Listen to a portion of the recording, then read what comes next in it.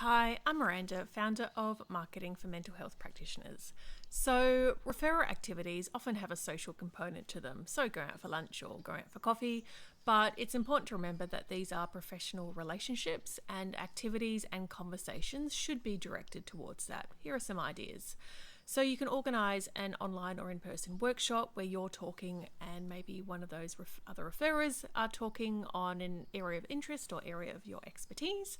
You can develop a resource or toolkit. So this is particularly useful for your referrers who aren't mental health professionals. So some guidance around what to look out for if they're concerned about a patient or client's mental health, some questions to ask, and some guidance around when they should probably refer.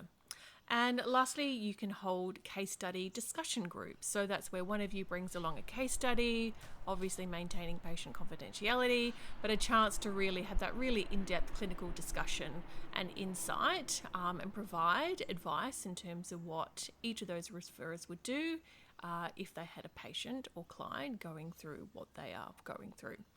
So these activities really enable you to showcase your knowledge and expertise and really build trust and credibility, and therefore increase the chance and likelihood that one of these referrers will start referring clients who need mental health assistance to you.